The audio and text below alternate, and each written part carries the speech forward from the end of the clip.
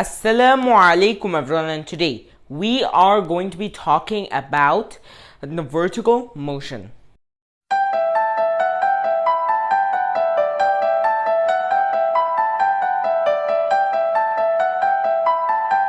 For vertical motion, all the equations we learned from previous videos are going to be the same, except acceleration is now constant, negative 9.8 meters per second squared.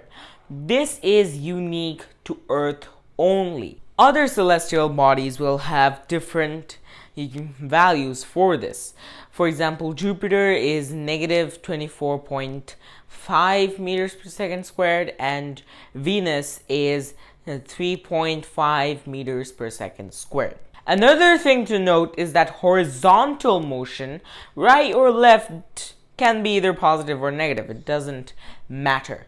Whereas in vertical motion, up always suggests positive and down always suggests negative. So let's start off with a problem. Say you were in a very tall building, 45 meters, and you threw a ball from the rooftop all the way to the ground. How long was the ball in the air, and what is its velocity upon impact? For question A, we use the equation final position is equals to initial velocity times time plus 1/2 of acceleration times time, where acceleration is equals to g. Here we plug in the values, solve for t, and we get a total of t squared is equals to 9.18 seconds.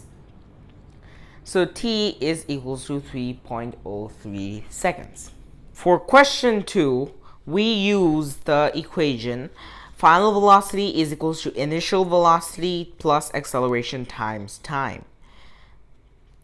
And this will be negative 9.8 meters per second squared times 3.303 seconds, and we get a total of negative 29.694 meters per second, which is around negative 30 seconds.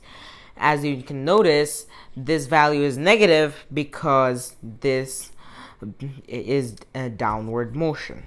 Now say we threw a ball upward at an initial velocity of 21 meters per second, which will be its the maximum velocity, because the ball accelerates downwards constantly. So the velocity will continue to decrease and decrease and decrease.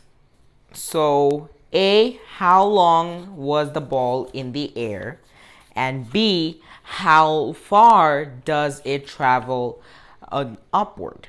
For this, we again use the equation, but final position is equals to initial velocity times time plus 1/2 acceleration times time squared. As you can see here, as we plug in the values, this is in quadratic equation form. So we can use the quadratic formula to find out the value for t.